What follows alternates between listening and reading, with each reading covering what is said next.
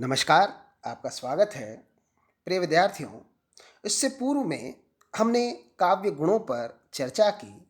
आज हम थोड़ा-सा काव्य दोष पर चर्चा करें और काव्य दोष को हम 2 भागों में बाँटकर उसकी चर्चा करेंगे।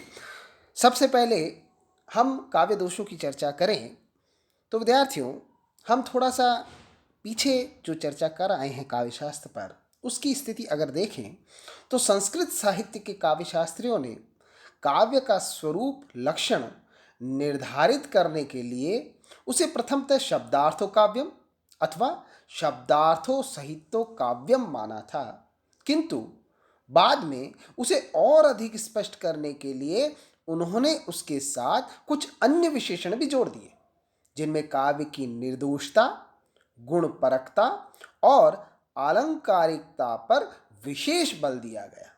विद्यार्थियों, जैसा आपको ध्यान है कि आचार्य मम्मट के काव्य लक्षण में इनका उल्लेख स्पष्टतः हुआ है, जिसमें काव्य की अदोषता को उसके लक्षण का प्रथम अंग माना गया है। आपको याद हो तो उन्होंने जो उसकी परिभाषा दी थी, उनका जो सूत्र था कि तद दोषो शब्दार्थो स गुणा बन लंकृति पुनः क्वापि, अर्थात अदोष, सगुण और कहीं कहीं अलंकार युक्त शब्दार्थ में रचना को काव्य कहते हैं। ये काव्य के संदर्भ में हम स्पष्ट कराएं। विद्यार्थियों, काव्य के लिए जिस अदोष पद का प्रयोग किया गया है वह पूर्णतः दोष के अभाव का वाचक नहीं कहा जा सकता, क्योंकि विधाता की सृष्टि में ऐसा कोई भी व्यक्ति अथवा पदार्थ नहीं है जो सर्वथा दोष मुक्त हो। यह संपूर्ण जगत गुण दोषमय है, किंतु उन दोनों की मात्रा में अंतर हो सकता है। अतः मम्मट द्वारा प्रयुक्त अदोष पद को भी ईष्ट अल्प अथवा थोड़ा ही दोष के अर्थ में ही ग्रहण किया जाना चाहिए। अर्थात जब यह मम्मट ने बात कही थी, वहां भी दोष का उल्लेख हुआ ही था। अब हम थोड़ा सा इस पर चर्चा करें कि काव्य में दोषों की स्थिति क्या है। विद्यार्थियों, अलग अलग विद्वानों ने और अलग अलग हमारे शास्त्रों में जो दोषों की बात कही गई है, उस पर हम संक्षेप में यहाँ पर चर्चा करें। 3 बातें तो मैंने आपके सामने रखी है और थोड़ा सा खुलकर इस पर चर्चा करें तो विद्यार्थी, कि काव्य के दोषों को लेकर सभी आचार्यों ने उनकी काव्यगत विद्यमानता को बुरा माना है। अर्थात काव्य में दोष विद्यमान नहीं होने चाहिए, क्योंकि वे काव्य के रसास्वाद में बाधा उत्पन्न करते हैं। विद्यार्थियों, जैसा कि मैंने आपके सामने लिखा है, अग्नि प्राण में उन्हें उद्वेग जनको दोषः कहा गया है, जिनके कारण काव्य में उद्वेग पैदा होता है। इसी प्रकार मम्मट के अनुसार काव्य के दोष उसके रस अथवा मुख्यार्थ में बाधा अथवा अपकर्ष लाते हैं, उसे कमतर कर देते हैं, जिनसे कवि का अभिप्रेत, जो कवि कहना चाहता है, उस अभिप्रेत अर्थ का हानि होती है, वह आहत होता है। विद्यार्थियों, मुख्यार्थ हति दोषो रसाश्च मुख्य श्राद वाच्य, ये उन्होंने कहा था। इसी प्रकार साहित्य दर्पण जो मैंने आपके सामने लिखा है, साहित्य दर्पण में भी दोषों को रसों का अपकर्षकारी तत्व कहा गया है। जैसा कि आपके सामने लिखा है, दोषास्ते तस्य रस्यापकर्षक का, अर्थात ये रसों का अपकर्षकारी है, ये माना गया है। इसी प्रकार आचार्य वामन के मतानुसार गुणों की विपरीतता का नाम दोष है। जैसे कि उन्होंने लिखा है, गुण विपर्यात्मनो दोषः। विद्यार्थियों, तो इसी प्रकार अगर हम कुछ और भी बात करें तो आचार्य दंडी ने इन काव्य दोषों को काव्य पुरुष के सुंदर शरीर में श्वेत कुष्ठ के चिन्हों के समान माना है।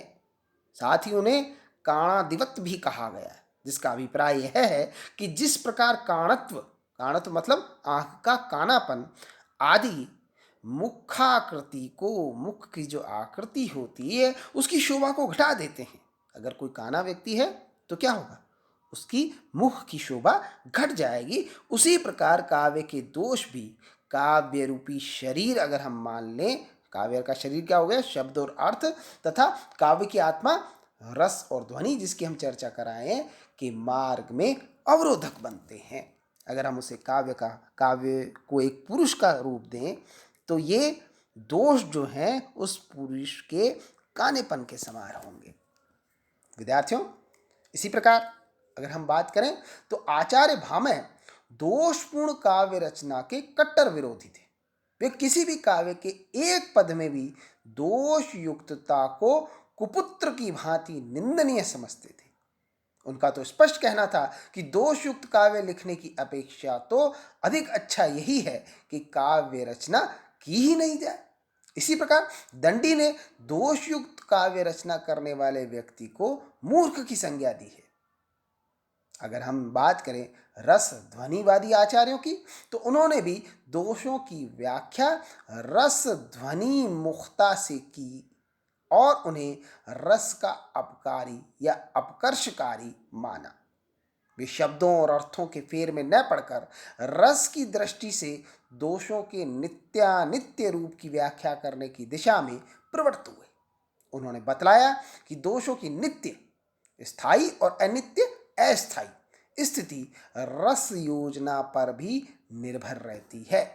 उनके मतानुसार यदि श्रुति कटत्व दोष का एक प्रकार है, श्रृंगार और करुण जैसे मधुर रसों के लिए अपकर्षकारी है, तो वीर तथा रौद्र रस में उसके ओज गुण पूर्ण वर्ण उनके लिए उत्कर्ष विधायक बन जाते हैं। विद्यार्थियों, दोषों के कारण काव्य के रसास्वाद अथवा आनंद में जो बाधा उत्पन्न होती है उसे शरबत अथवा मिठाई के स्वाद में आने वाले कंकड़ों की स्थिति के समान कहा गया है, जिनसे भावक के मन में, जो उस भाव को ग्रहण करने वाला है, श्रोता है, दर्शक है, पाठक है, वह भावक होता है, उसके मन में उद्वेग उत्पन्न होता है। विद्यार्थियों, अगर हम बात करें कि दोषों के कारण काव्य रस में पड़ने वाली विघ्न बाधाओं को इन सभी आचार्यों ने, विद्वानों ने 3 रूपों में देखा है जो आपके सामने है। पहला, अगर दोष है काव्य में तो काव्य के दोष होने के कारण, काव्य में दोष होने के कारण आस्वाद में अवरोध उत्पन्न करने वाली स्थिति हो जाती है। दूसरी बात वो कहते हैं कि काव्य में दोष आस्वाद में विलंब लाने वाली स्थिति पैदा करते हैं, उनका आस्वादन सहज नहीं हो पाता। और तीसरी बात कि आस्वाद का विध्वंस करने वाली स्थिति होती है। ये 3 बाधाएं जिससे हम काव्य का आस्वादन सही रूप में नहीं कर पाते। विद्यार्थियों, इन बाधाओं का निराकरण अथवा परिहार भी संभव है, जिसके लिए रसों की प्रासंगिकता एक प्रमुख आधार बनती है। आचार्य भामह का कहना था कि कहीं कहीं दुष्ट मतलब दोषपूर्ण कथन भी प्रसंग के अनुसार उसी प्रकार सुग्राह्य मान लिया जाता है जिस प्रकार माला के बीच में गूथा हुआ नीलपत्र अथवा रमणी के नेत्रों में लगा हुआ काला अंजन। तो कहीं कहीं ये स्वीकार कर लिए जाते हैं, अधिकांशतः ये जो काव्य के दोष होते हैं वह काव्य के आस्वादन में बाधा ही उत्पन्न करते हैं। विद्यार्थियों, आज हम इस चर्चा में काव्य के दोषों का कुछ सामान्य परिचय पर हमने चर्चा की। आगे हम इन काव्य के दोषों के भेदों पर विस्तार से चर्चा करेंगे कि काव्य के दोष कौन कौन से होते हैं और उनकी क्या परिभाषा है। आज के लिए इतना ही। धन्यवाद।